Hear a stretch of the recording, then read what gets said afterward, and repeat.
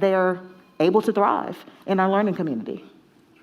So you became the director almost exactly 2 years ago, and that was also spring break of 2020 was when things, when COVID hit, things shut down. So there's been lots of challenges for everybody as it relates to COVID, but can you make any comments about, specifically, there's probably things that you see that other people don't see and don't understand as it relates to this pandemic and how it's affected public education?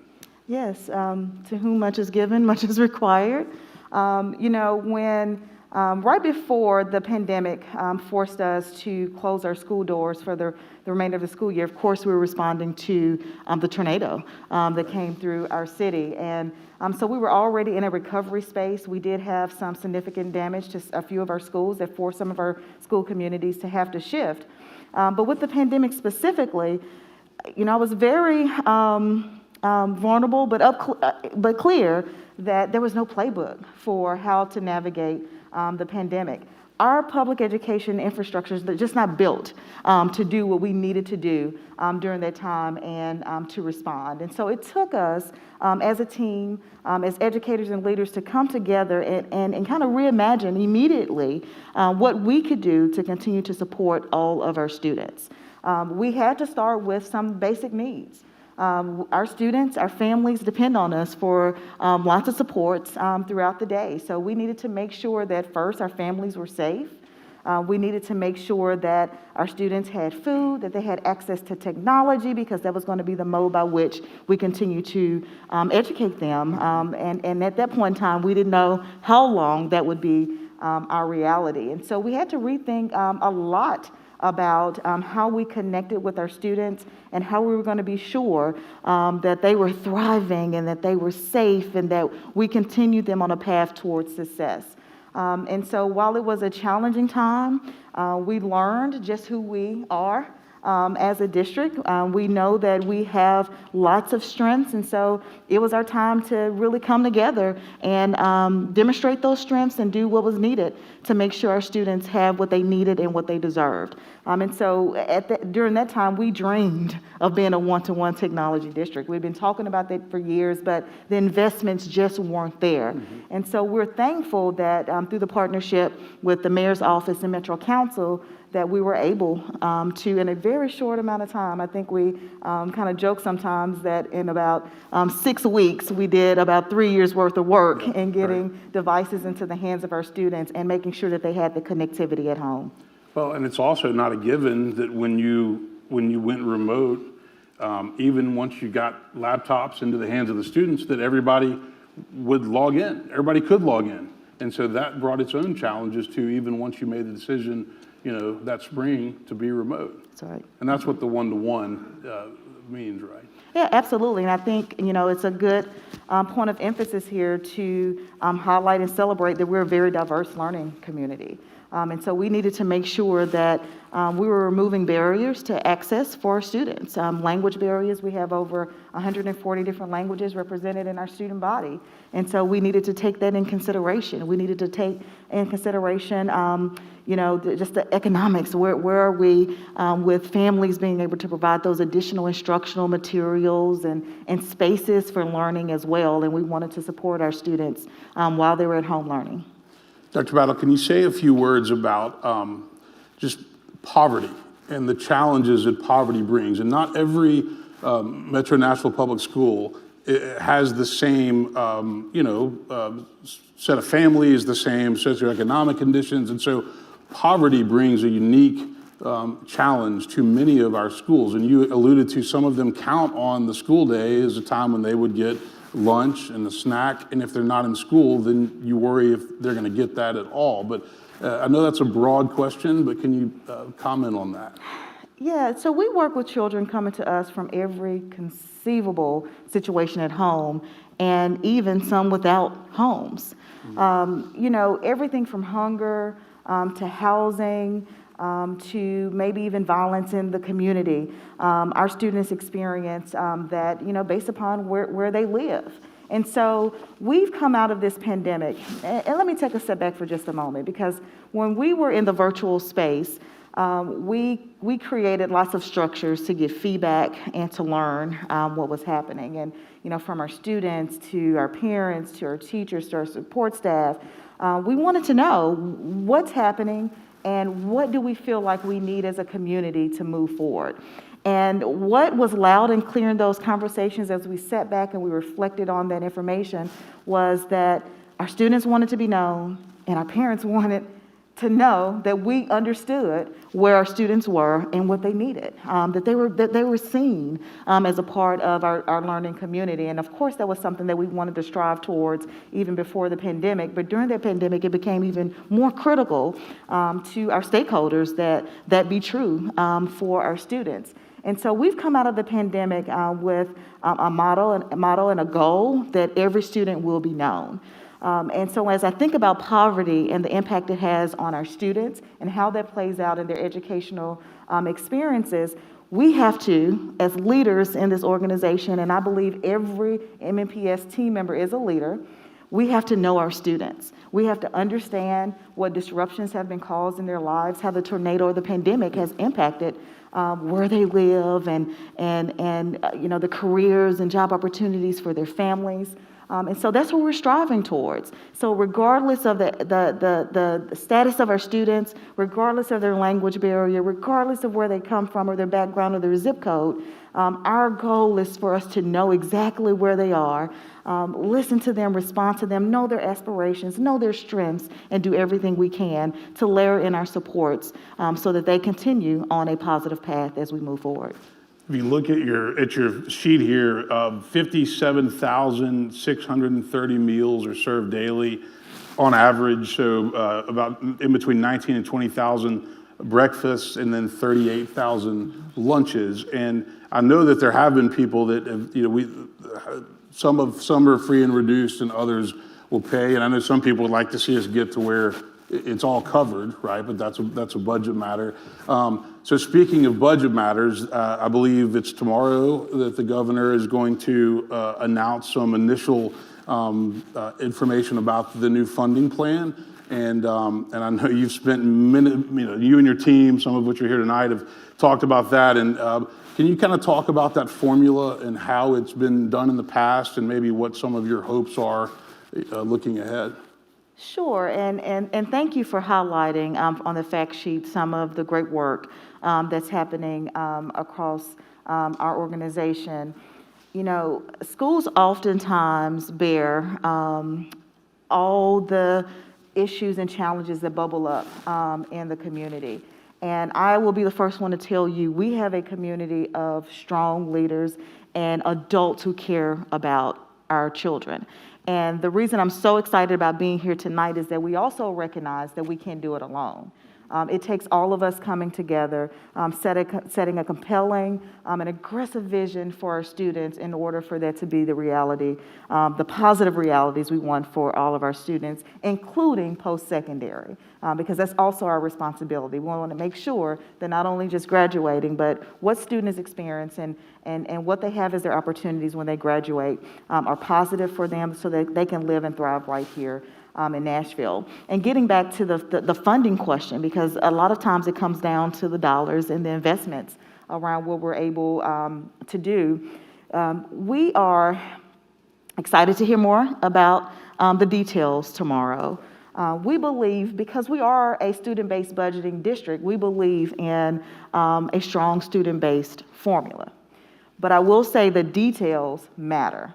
If done right, if we're able to create this formula that's really centered on our students and providing what they need, it can benefit them, but the proof is in the pudding. So we've got to see what those details are. And we're hoping for a few things. I shouldn't say a few things, but there are a few things that are really critical to us. We want to make sure that the pie is increased, right? We don't want to just slice the pie differently. We want more investment in public education so that we can meet those aggressive goals and the high bar we've set for our students. Right now, that base is about $3,300. I think we would all agree that we're going to need more investment than that to make sure from pre-K all the way through the 12th grade, our students have what they need. That's $3,300 per student. Is that as a base? As Yes. a base, Yes. okay. And so when we're thinking about our English language learners, it requires of us to have additional layers of services and supports to make sure that our EL learners can thrive as well within our school district. And then let's talk about cost of living. We know the cost of living right here in Nashville is higher, and so we're hopeful that we'll see that reflected in the student formula that we'll hear more details about tomorrow. Dr. Battle and I have talked about this in our study group. Is the teachers in Middle Tennessee might be some of the highest paid teachers, but guess what? They're not able to keep up with the cost of living in a town like Nashville. And I've faced that in trying to hire folks at the church, and that's certainly a reality for anybody trying to live anywhere close to Davidson County, because the cost of living continues to skyrocket. That's right. What would you say? There's always going to be, points of difference, and there's going to be people that say, well, throwing more money at it is not the answer. And the people will say, and you've heard all these things, there's too much bureaucracy or there's too much politics. How do you respond to those kind of very common broad accusations? And let me say this while she's thinking about that. I have immense respect for Adrienne Battle. I would not want her job. I think she has an impossible job, and I think she does her job very, very well. But those are some of the things that people will say.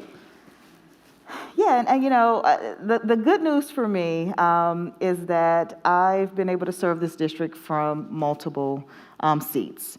And again, the most impactful work I've ever done has been as a teacher and as a principal. And so I am thinking through various lenses all the time to make sure that as an organization, we're making the most effective decisions in order to support our students and our staff. And so when I think about that question, I tend to always challenge the scale again of our particular district. So we serve over 80,000 students, have over 11,000 team members in MNPS, and that requires certain levels of structure. So when we're talking about equity and when we're talking about getting all these wraparound services and supports out to all of our students, that requires leaders, that requires programs and additional sources to make sure that we're getting what we need out to our students and to our team. One of the things that I'm extremely proud of right now, and you all have probably heard a lot about the ESSER funding that's come to schools. There's no surprise here. In our last round, we received about $276 million. And one of the first decisions we made as a district was that we wanted to commit a portion of that directly to schools, because we believe that our school teams know best about the needs of our students. And this was a process that we're very familiar with because we are a student-based budget district. And so we are the only district that we are aware of that made that type of commitment to making sure that our investments and our dollars get as close to our students and our teachers and our support staff as possible, so that there are not those extra layers of or hoops to jump through to make sure that our students have what they need and our teachers are equipped with what they need as well. School choice is a big topic. It's always in the news. It's seems to be a partisan topic. And a lot of people that talk about school choice don't always know what they're talking about. Some do. When people say, what do you think about school choice, Dr. Battle, how do you respond to that? Yeah, I'm proud of the portfolio of choice we have right here in MNPS. We encourage the choice and making sure that we're able to personalize those learning experiences for the needs of our students. I mean, I can give you a few examples. Of course, I'm a graduate of Overton High School, so I'm always going to really send kudos and commendations to our zone schools. They do a phenomenal job educating our students, and in fact, that was my journey all the way through high school. We have schools like our early college that's on Nashville State Community College. where our students have an opportunity to graduate with their high school diploma as well as an associate's degree. We have schools like, and I have to represent Glendale, we have schools like Glendale that are Spanish immersion, and students are able to get that kind of dual language approach and preparation for their journeys throughout middle school and high school. So we have a portfolio of many different options for our students and our families to choose from. We have a partnership with the Simon Youth Foundation where we offer 3 academies across our district. And so we're continuing to really dig into that portfolio, making sure we have options. We've thought about that in our high schools with our Career Academy approach, which is internationally known, and making sure that we have Career Academy opportunities that represent what students will have access to. We want to make sure that we're forward-thinking, that we're years ahead of what those high-wage, high-demand job opportunities will be for our students, and that we're able to prepare them early in high school, not waiting to college, because, you know, once you get to college, and some of us have experienced this, you change your major, you lose time, it's a cost factor associated with it. And so we want to make sure that we have, you know, kind of a deep portfolio for our students to explore and to meet their aspirations, their talents, and their skill sets. That's great. What would you say? I want to ask questions and not put you on the spot. So I told her the topic of vouchers has been brought up. It's also gone to the Tennessee Supreme Court. And if you're like me, I have some friends that say, oh, absolutely, we need them. Other people say, no, look at what that does to our schools. It takes money out of the system. It takes students out of certain communities. And a lot of people, again, are not well educated on what it does or doesn't do. And then on the state level, that's being debated. And again, you can tell me, I don't want to answer that, but I know that's a topic that you're asked about often. Mm-hmm. Yeah, I mean, I think this is a pretty simple and short answer. You know, my belief is that, you know, public dollars belong in public education. Mm-hmm. And if we are serious about what we want for our students, what we want to be true, we have to continue to invest in public education. We are, in public education, the beauty here is that we serve all students. Mm-hmm. And that's a responsibility that we take seriously, and so we're always going to advocate for those funds to be invested in public education. Can you say a word about charter schools? We've visited some with Leadership Nashville, and some folks might be familiar with what's a charter school, what's a magnet school. Elaborate on that just a little bit. Yes, all of our educational language here. So, you know, this is our belief. We believe in our portfolio of options for our families. And I'm about good schools. If our schools support and educate our students at a high level, that's what I'm going to advocate for. And that's kind of the baseline that we're looking for all across our district. In fact, one of the things that I do want to celebrate, we just talked about this publicly for the first time yesterday. We just did our winter assessment of our MAP assessment for our students. It's something that we have continued to do for many, many years now. We have checkpoints throughout the year so we can see where our students are. And at the beginning of this pandemic, I was very clear that we need to go back to basics, and we needed to focus on the learning progress of our students. We knew that we were going to have to be in the recovery space for a little while, but moving quickly into acceleration. And so just yesterday, we were able to share that our students have made significant growth since they've been back in school. In fact, over 50% of our students met their growth projections and exceeded their performance pre-pandemic.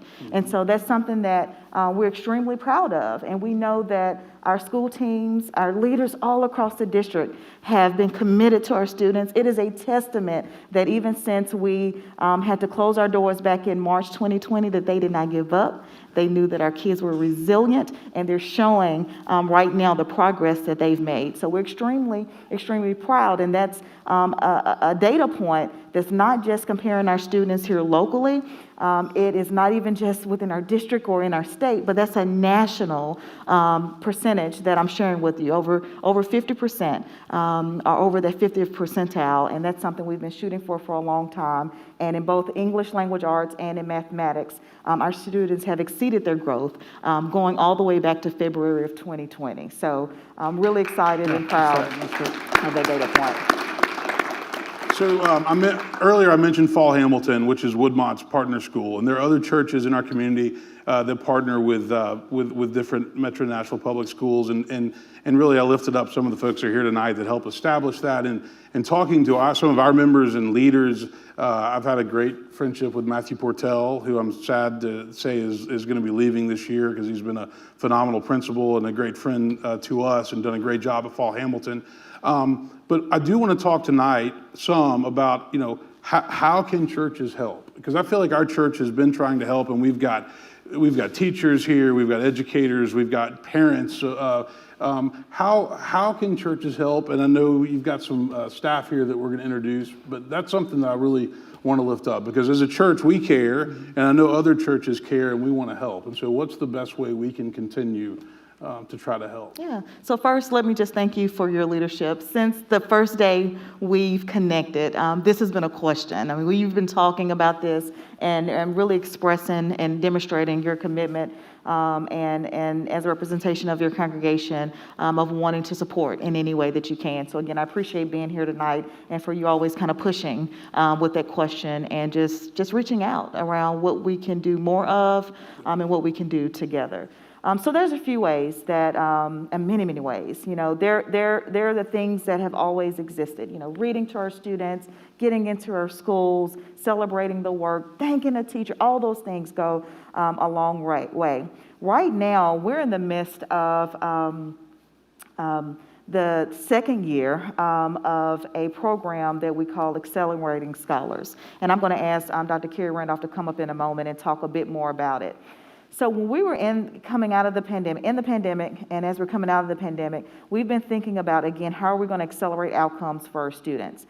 And one of the research-based ways to do that is to provide one-to-one and small group tutoring opportunities for students. And so we piloted our high-impact tutoring program last year with a small number of students. This year we're getting really aggressive and wanting to touch thousands of students because we know that if we meet the gold standard, meaning with lots of integrity with our implementation, that we're meeting the needs of our students on an individual small group basis, that we can accelerate outcomes for our students. So this is the biggest way right now to have the greatest impact on our students and on our learning community. And so what we're asking for right now is for 30 minutes, 3 times a week, an hour and a half a week for 10 weeks to connect with one of our students or a small group of our students. We're already seeing early indications that it's having an impact. So when we talk about that MAP growth, we know that the amazing things happening in our classrooms have a significant reason for that impact. But we're also seeing, paired with the high impact tutoring, students are able to accelerate. We're also seeing the confidence of our students grow. To see another leader, adult, community leader taking the time to connect with them and to encourage them goes a long way. You don't have to be a content expert to do this work. So in just a minute, I'm going to ask Carrie to come up and talk a little bit more about how to truly get involved, what that process looks like, and what support we provide.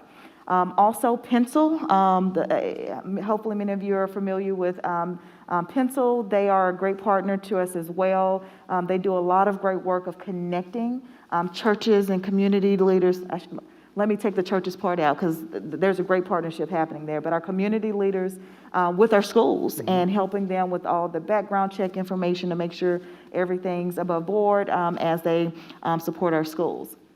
And then the last one is being a part of and joining United for Hope. And I appreciate Stan being here this evening because Stan and I go way back, even before I was director of schools. So he'll hold me accountable for anything that I say tonight. But their partnership is also critical because they do the phenomenal work of connecting churches and congregations to our schools, and with a purpose and with intent, because they know the background of our schools and what those needs are, and are a trusted partner. So that's another way that churches and congregations can be a part of the work with MNPS. They're also partnering with us with our Accelerating Scholars Program. And if you don't mind, I would love for Dr. Carrie Randolph, who is the Chief of Strategy for MNPS, to share a few more details Jay's about bringing this you a program. microphone here. Yeah, welcome, Dr. Randolph and Dr. Battle's Chief of Staff. We're glad you guys are here. So, yeah, just come right there. Call. Here. Is that on? Can you hear me okay? Okay, great. Thank you, Dr. Battle.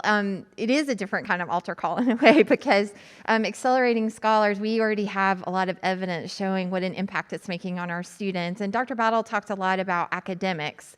We already have some really positive signs there. But what warms my heart and makes me very excited about this work is what you hear from both the students and tutors about that connection that they form. So we have worked really hard to make this as easy as possible. If you've been listening to the conversation nationally about education, tutoring is a very hot topic. I don't know if any of you've noticed this. And one of the reasons for that is when we look at the research, it is very clear that the gold standard that Dr. Battle mentioned has a huge impact for kids. We actually know what works in tutoring. We don't have to guess.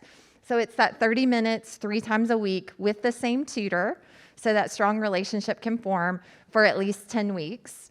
And that's the model we've implemented and have been working really hard on. We have tutored up, we're on about 3,000 students across the district. We're in 90 schools. And really our goal at the Support Hub, as a member of Dr. Battle's team, we are the Support Hub, is to make this as easy as possible for the schools. We want the schools to be able to focus on the tutor-student connection. So what that means is that all you have to do is go to tutor.mmps.org and you sign up to tutor. And if you're not sure, go ahead and sign up and we'll reach out to you and answer your questions. But what you do is you sign up, you fill out a quick form, you say, look, I'm interested in either first, second, or third grade literacy. So we're tutoring first, second, third grade literacy right now, or 8th and 9th grade math. That was a very intentional research-based decision. So you can pick one of those. And then the background check is done through Pencil. And then we will help match you with a student. And you can choose the school where you want to tutor. 90 schools currently, like I said, have this program at their sites. And we will help match you with a student. You'll know the student's name, you'll know when they're available, and you can match that with your availability. So we've taken that lift off of the schools, because you can imagine the logistics of this is very, very challenging. We are tutoring virtually right now with most of our community volunteers, so we'll match you one-on-one. We will have some in-person opportunities that's based on the school site. Virtual, just trust me on this. I don't know how, we've all had very interesting experiences with Zoom and Teams and all the things, right? But we really have, over the last year and a half, honed great virtual tutoring. We have a platform designed exactly for that. Students have a computer, they have headphones. We're really supporting them and being able to access that tutoring. And the good news for volunteers is that that means you can do it from anywhere, right? And you don't have to drive to a school, so the 30 minutes 3 times a week becomes much more doable for everyone involved. You fill out a survey each week. There's a tutor lead at every school who's responsible for both supporting you as a tutor and the student who's receiving tutoring.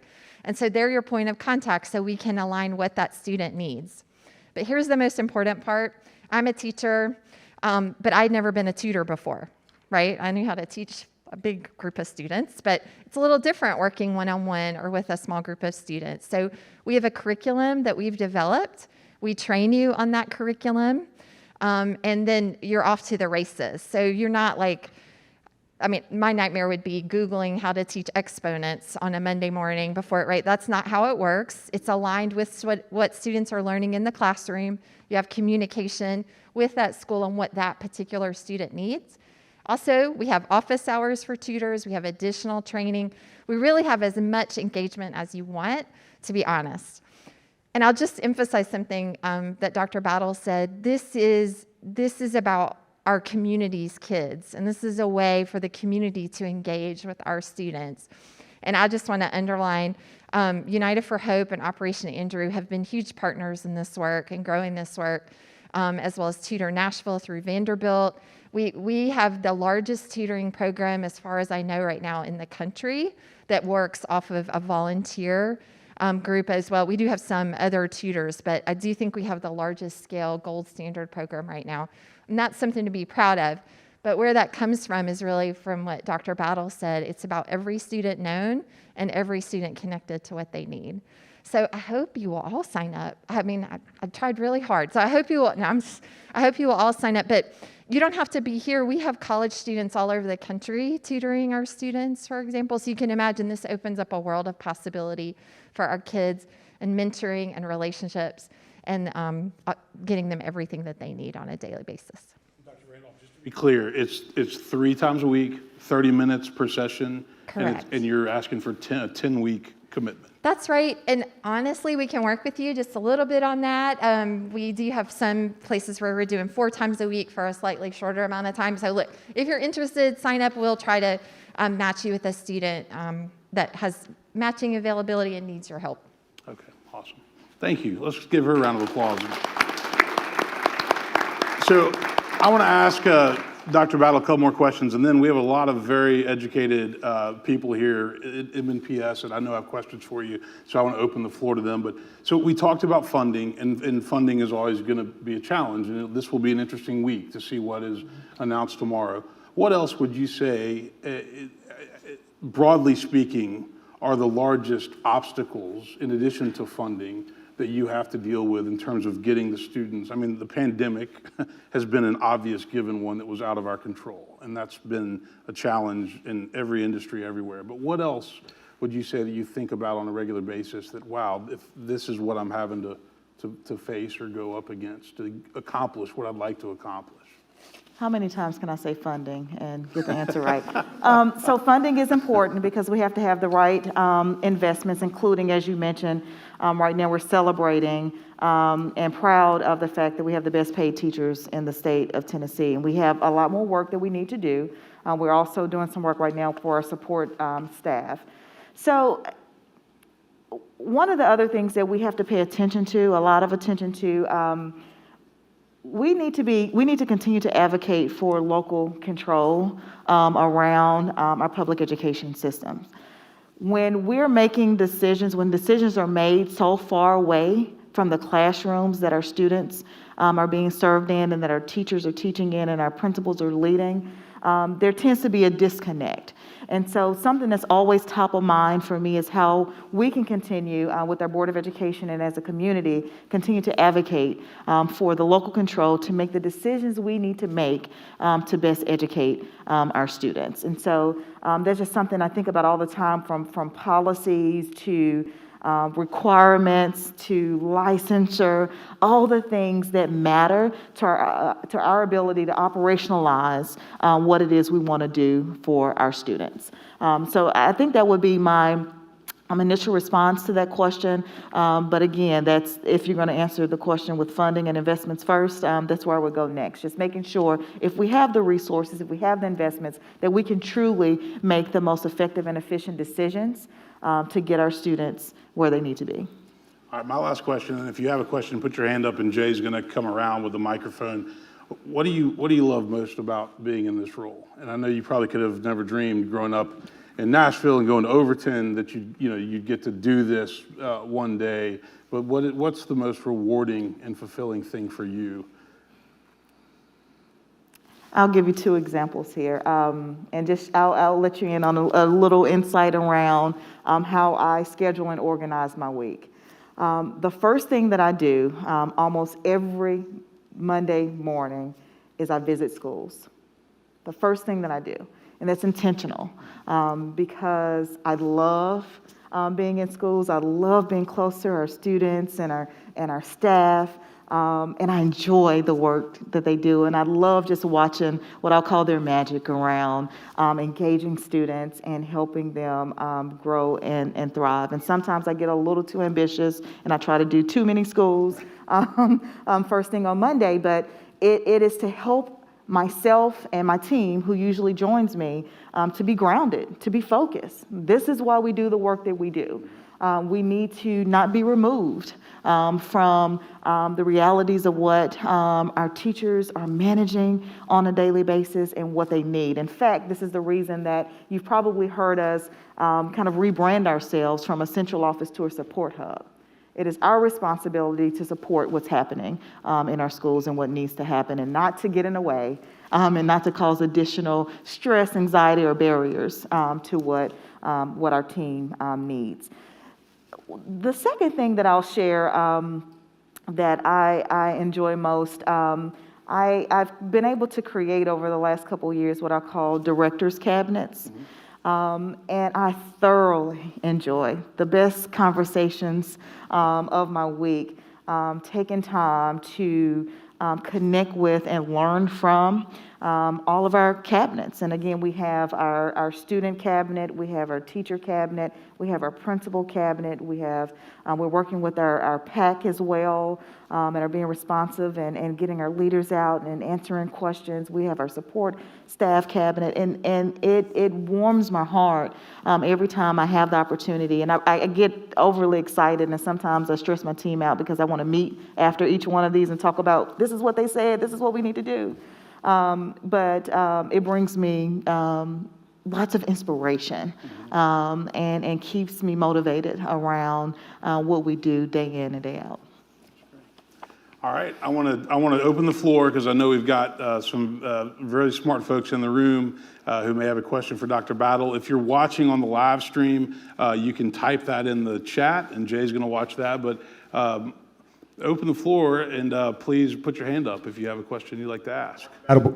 We have several watching online right now, and ECHJ asks, how are you helping students who do not function at grade level to help prevent them from dropping out? So if you could just list some ways that the school system does that. Absolutely. Again, I think this falls under our umbrella of every student known. We want to know where every student is and what their specific needs are. So that's our charge.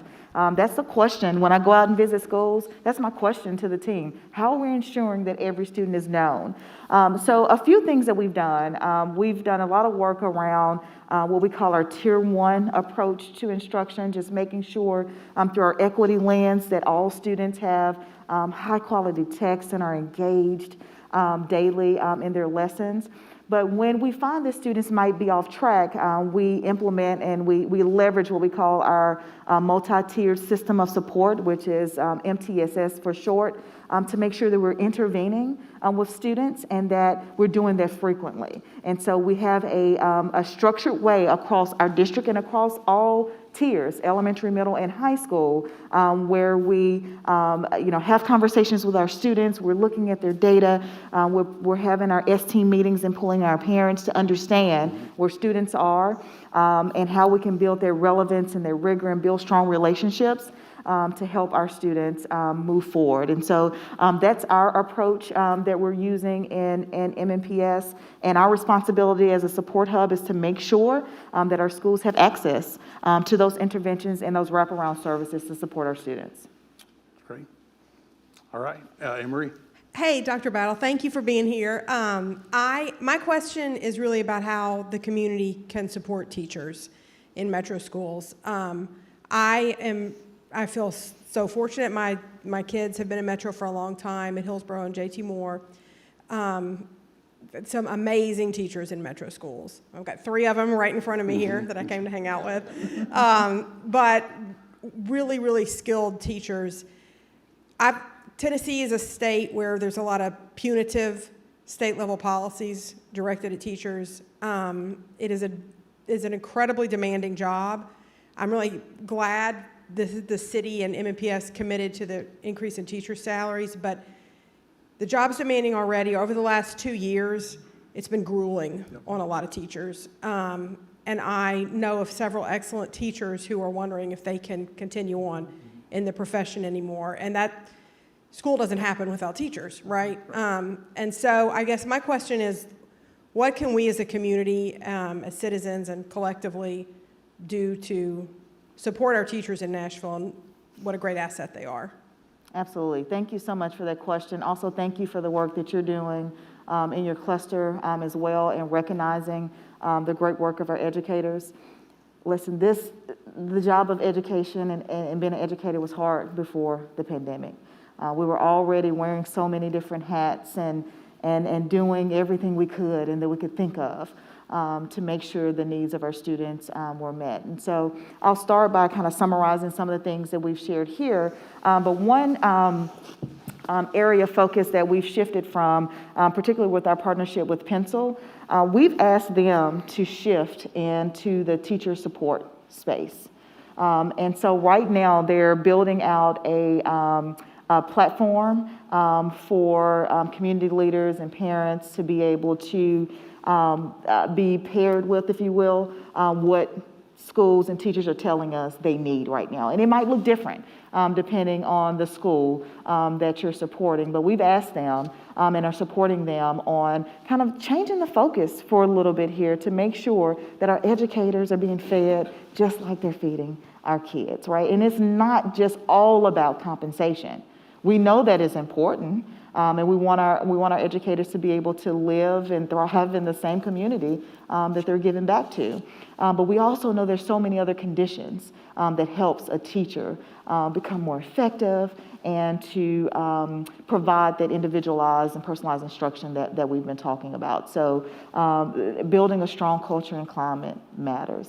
You know, a thank you to a teacher goes a long way, and just recognizing what we're asking of them right now. And we're asking for a lot. I just happen to be the proudest director that there is, that I don't have to convince. Our teachers are here for the right reason. And so I'm fortunate in that space, but I'm also not going to ignore the fact that we have a lot of work to do. They need a lot of support for us right now. And we, along as a support hub, can't provide that. I'm just getting back to your question. It takes our community really rallying around and valuing our educators. I mean, we're doing a lot of work right now around, you probably heard some very surprising statistics about our teacher pipeline and what's happening.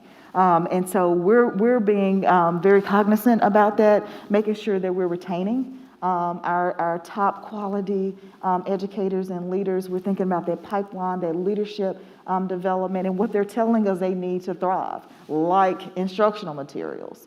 You know, so when we're talking about advocating around a budget, we've got to be advocating for what our teachers are telling us that they need. We're proud of lots of investments, instructional materials. We're proud that our teachers were telling us that when our students have needs, we need additional support.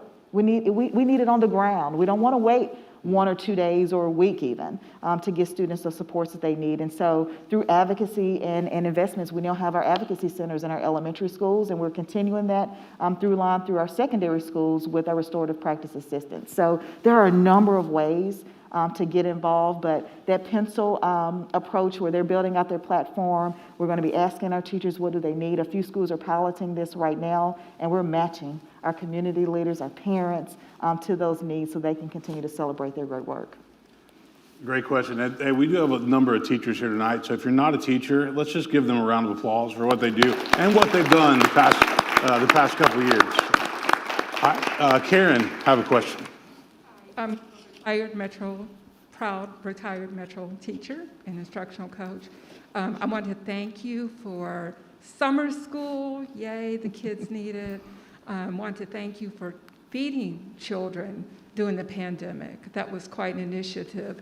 And also for being a leader on keeping teachers and students safe with masks when other districts haven't. So research shows that charter schools statistically do not exceed achievement over public schools. But we know that they use public school funds. And I personally have seen how charter schools have given neighborhood schools quite a challenge. So I would like for you to speak to how it challenges your budget. Can you repeat the last part of your question? I'm sorry. How charter schools challenge your budget and your ability to run our schools. Yeah, so great question. I probably should have had my chief of finance sitting beside me to answer this question. But so what happens with our funding that we receive, both from the state and from our local funds? And by the way, the majority of our budget is funded through local tax dollars, and that's not the case for most school districts, and something we continue to advocate for through the new BEP formula. But what happens with those funds is that we do, by law, have to provide charter funding right off the top of that. So before we're able to make any determinations around which services we're going to centralize or how we're going to spiral out funds through our student-based budgeting model, we do have to look at what it looks like on a per pupil basis, and we send that those direct funds out to our charter schools. And I won't misspeak here because I don't have the exact number, but I mean, it's a significant portion of our budget, and we're seeing that year over year, that amount is increasing because of the number of charter schools that have opened up. I think we currently have 27 charter schools in MNPS, with a few more onboarding next year and the following year. And so as you are following along in the budget conversation, and sometimes when you see us do amendments, it's in response to the number of charter schools that are opening. And it might not just be a school, they might be adding a grade. And so they get that funding right off the top of our allocation. Sure. Can I ask a follow-up question? Okay, so when I taught, many times before testing, we got students back from charter schools. And so, of course, that could have an impact on scores. My question is, how does that impact school funding? So since charter schools, the money goes with the student.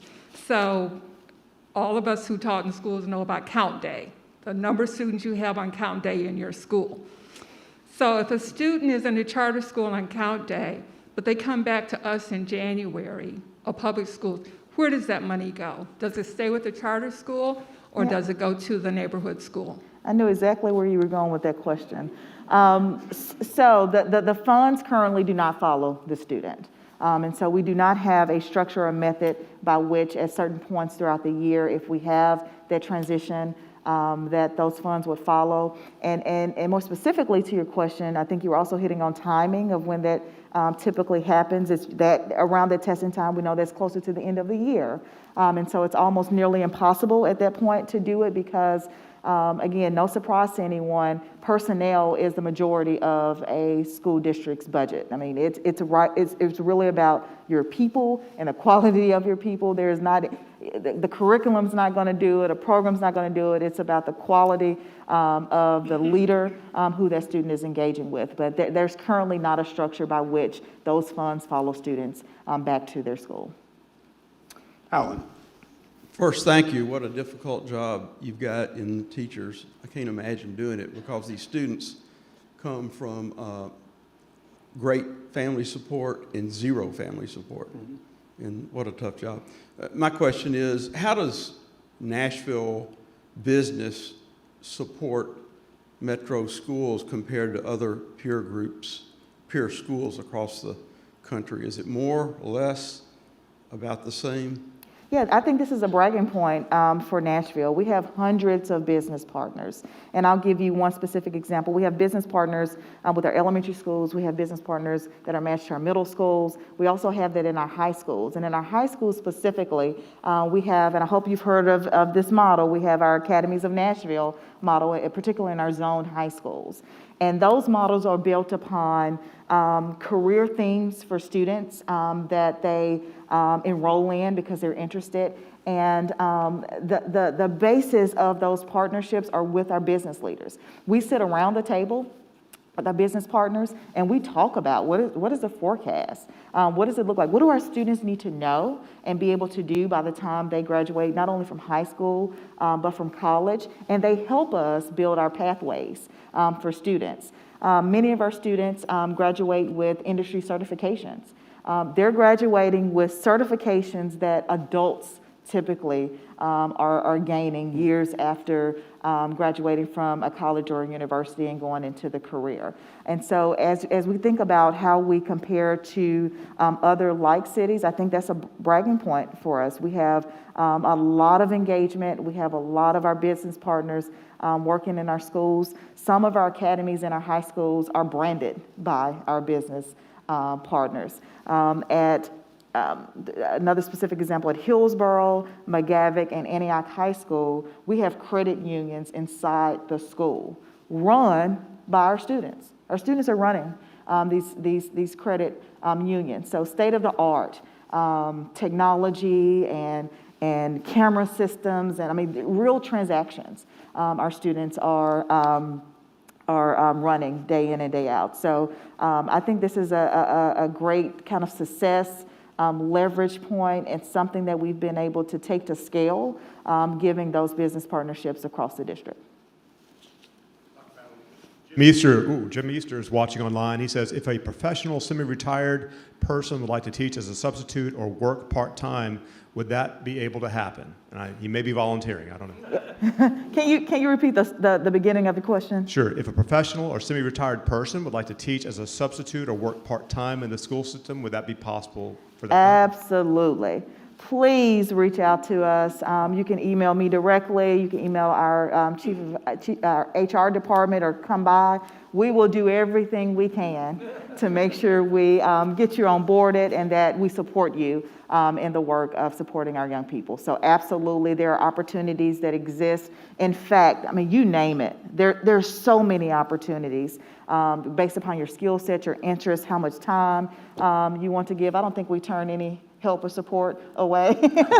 we find a way to connect. And so please reach out to us. That could be as a substitute. That's that right. could be as an interim. There are lots of different roles for somebody like that who's That's finishing right. another career and wants to be involved. Yeah, absolutely. Substitute teachers.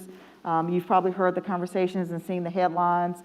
We need more subs in our buildings. And it's not just about when our teachers are out sick or if something happens. We do a lot of professional development and professional learning. I believe in being reflective practitioners.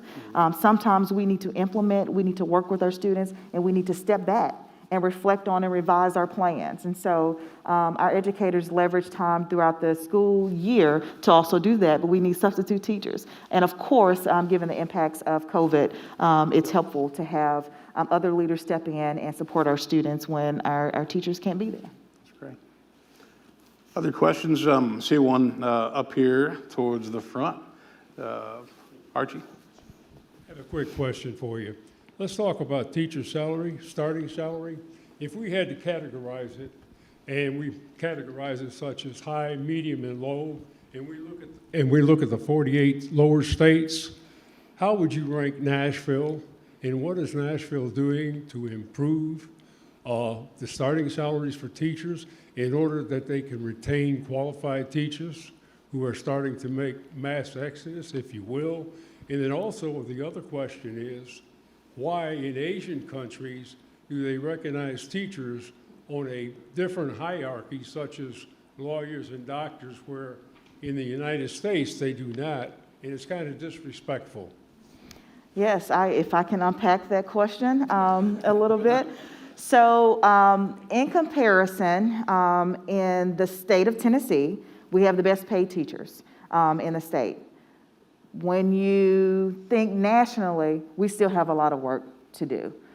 We do. And so one thing that we've been working towards, again, let me give thanks again to the mayor and to Metro Council for their investment, historic investment last year to make sure that we could raise our teacher pay scale. But one of the other things we're working on is, so in education, there's kind of the formula here for the pay scale is years of service and degree.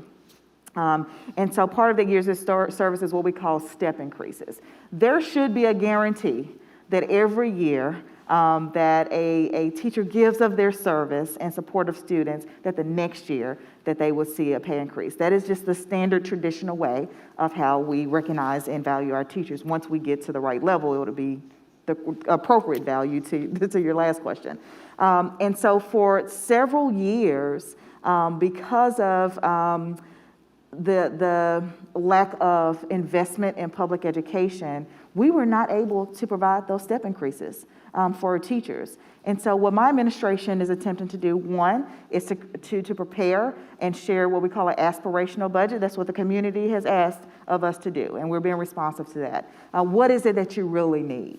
So we're creating this aspirational budget, and part of that we're building in is what we call our continuity of operations. And we believe the continuity of operations to value our educators is that that step increase should be guaranteed year over year. So that's one thing that we're strategically doing on top of the pay increases from last year to make sure those steps are true for all of our educators. I mean, to your last question, I really don't know the real answer, but this is what I'll offer.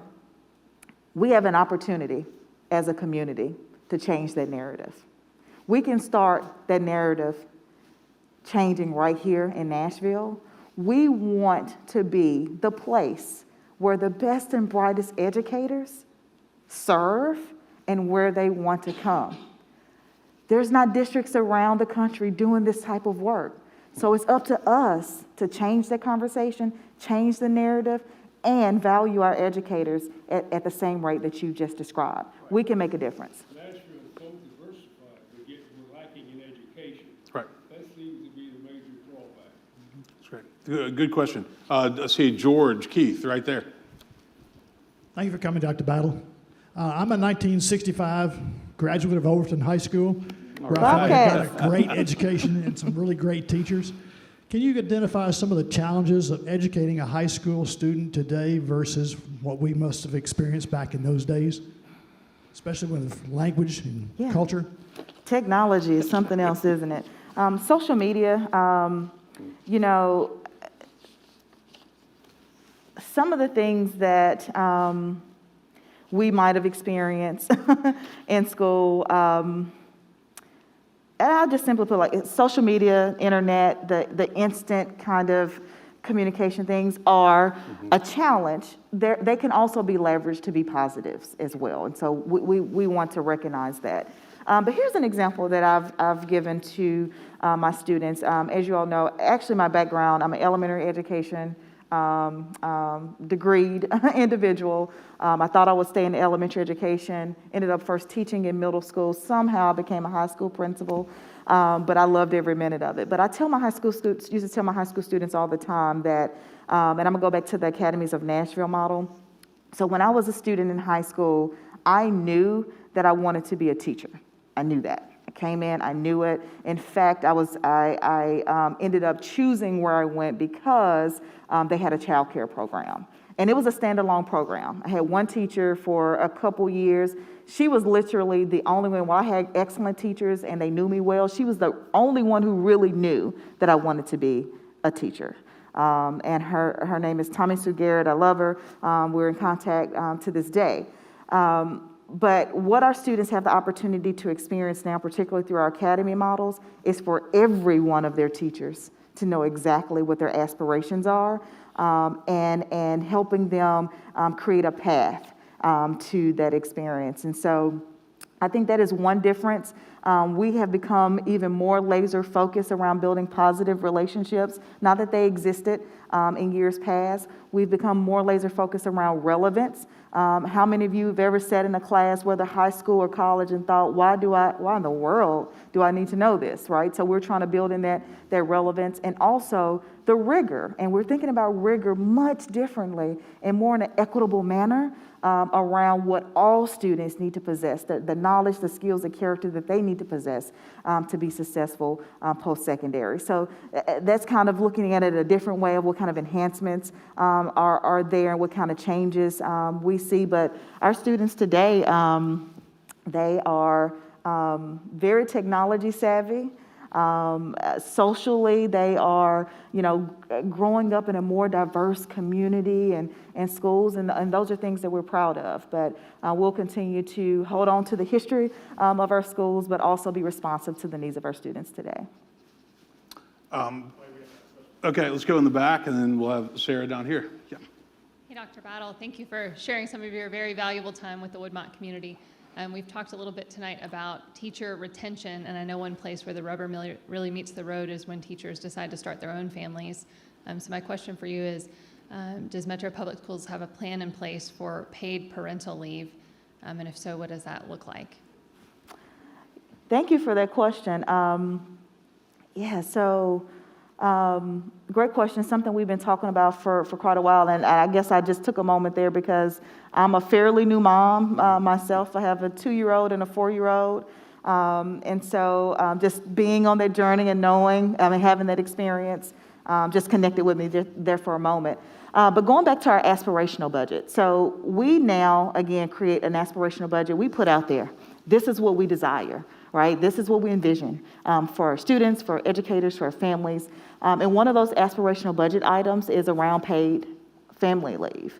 It has not yet been a part of our investments, but you've seen it the last 2 years. You're going to see it again this year. And we've created a very compelling why of why that's important to us as an organization. And I want to, I'll just share a quick little story here. I remember when I shared after I became interim director that I was expecting my second son, and I had several teachers come up to me in tears, right?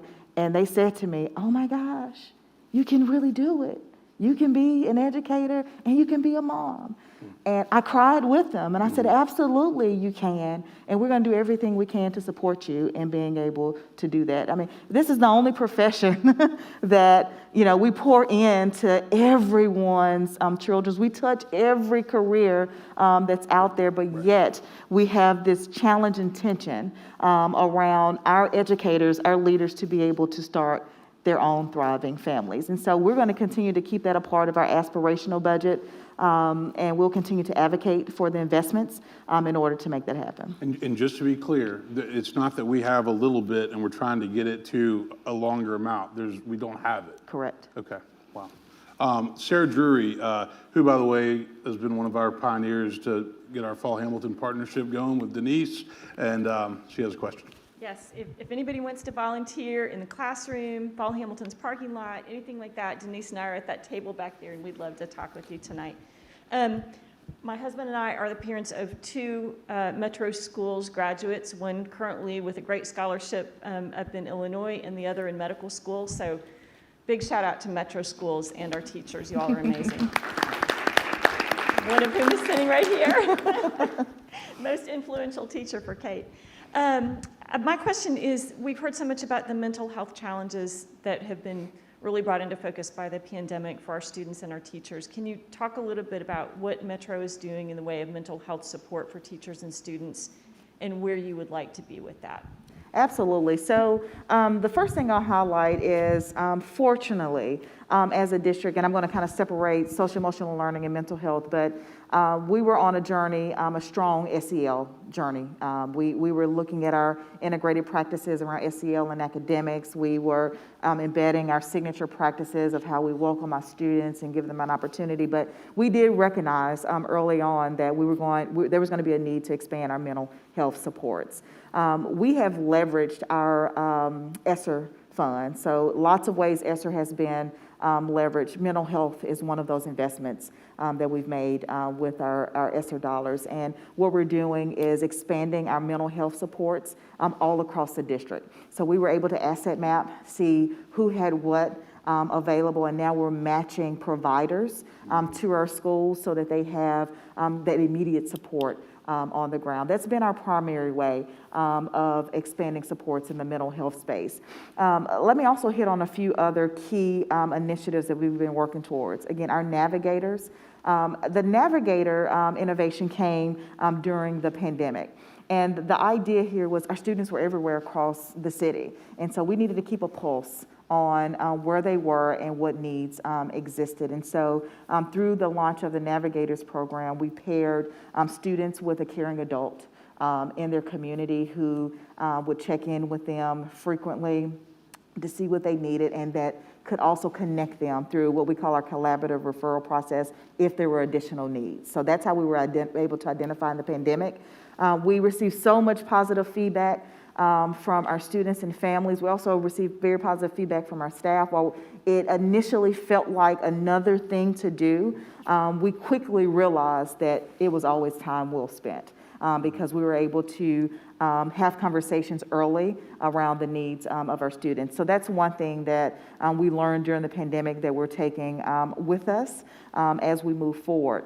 We've this year also paired it with a platform that we call Sown to Grow, where students check in frequently. In most schools, it's every day. Some schools, it's a little different structure where our students go on to the platform and they tell us how they're feeling, what their needs are. And then it immediately connects that student with an adult who responds to the needs of our students. So it is that kind of three-pronged approach, having a caring adult that a student can go to and that's proactively also reaching out to them. It's about giving them the opportunity to have that two-way communication, and then also the providers, the supports, and experts to respond to their needs. Maybe we have time for one more. Is anybody, there you go, Bob in the back. And while you're going to Bob, I want to say, Dr. Battle, about we also have a racial reconciliation committee here at Woodmont, and Bob and Karen are currently the chairs of that. And I just was looking at the fact sheet, and you've 39.4% Black, 30% Hispanic, Latino, 25% white, 4% Asian, and so racial bridges are being built in all of our schools, which is remarkable. That's something we're trying to do a better job of as a church. And so anyway, I wanted to lift up Bob and Karen because this public education and the topic of race is certainly relevant. Bob, what's your question tonight? Thank you. First, I wanted to start out just by thanking you and I guess all the other educators in the room and everybody at Metro. I think that you guys did actually quite an excellent job over the last couple of years as it relates to the pandemic. I know you've gotten a lot of feedback and a lot of experts who apparently do know how to run a school district through a pandemic. But our experience was, I thought, pretty good. And I recognize that my family's got some advantages that others don't, but I hope you got more of that feedback over the course of that time. I want to go back to funding, though. It's my belief, maybe my naive belief, that in 2022, there's a certain equity of funding across the district as it relates to schools. But it's also my understanding that there's a variable when it comes to individual funding, usually through parent organizations and things like that. So individual schools can get additional funds where they have curriculum, teaching instructors, even making changes to the building, school by school, depending on what kind of support they can get. First, I just want to confirm that that's right. And then second of all, get your feedback on whether there's anything being done to make that more equitable or that you would like to see be done to make that more equitable. Yeah, and that's a good point to make, something that our team has talked about frequently. And so a few approaches here, and I can't say that we've hit the nail on the head just yet, but we're working through a few things. One, we're thinking about the way in which we're spiraling funds to schools. So what is our base weight? What are those additional weights that we need to consider given the ability to raise funds or not? It's also why we've used the equity lens on how we're spiraling our ESSER funds to schools, and also through the lens of our title funds. And so what we're able to do now is really capture those pots of funds and in one place so that we can see what is our per pupil rate per student across all of our schools. And I'm proud, our principals that don't know this yet, we'll be releasing our budgets to schools pretty soon. And we're excited about the fact that through our own local and school district investments that we're going to be increasing per pupil rates across the district during a time where most districts are unable to do that. And this just goes back to our commitment around getting funds to our schools. The second effort that I support and I am so proud to see, and that is that our Parent Advisory Council and the way in which they're structuring, and they're really pushing hard and working hard to get representation across all of our clusters and then also our schools so that we can together figure out how we move forward in this space and how we can think through the equity lens of those additional funds that can be raised and what they're used for. We're not there yet in topic, but the formula here is to make sure you have that parent representation across all of our schools. So I commend their work, fully supporting, communicating with our school teams to get that parent involvement, engagement and leadership where it needs to be so that we can continue to have those conversations. You know, I've struggled. I've served in various schools myself. I've seen how that kind of plays out across the district now that I can zoom out and come out of my own little bubble. And so it is a concern, something that we're paying attention to and finding ways to address it. I want to thank Dr. Battle for coming tonight, and I've really enjoyed getting to know you. You're an incredible person. You have a hard job if there's not a global pandemic going on. You've had an impossible job with a global pandemic, and so thank you. Thank you for what you do. Thank you for who you are. To the teachers that are here tonight, other Metro Nashville parents, yes, for your staff. So we have students here. Let's give Dr. Battle, everybody, a round of applause again. So tomorrow will be an interesting day with the funding, additional funding reports coming out, so everybody can watch that. And I'm sure if you have other questions that we didn't get to tonight, Dr. Battle will stick around for a few minutes. But thank you all for coming. I'm going to close this with a short prayer and lift up the head of our Metro Nashville Public Schools and everybody here who's in education. So let's pray. Loving God, thank you for this chance to learn more about education and the many people that are sacrificing and working hard to make that happen. Thank you for Adrienne Battle. Thank you for her passion, her commitment, her leadership, her empathy, and for who she is as a person. May we do our part as a church to support our teachers, to support this community, and to continue to make public education the priority that it always has been and always should be. All this we pray in Christ's name. Amen. Thanks, everybody, and thanks for joining online. Thank you.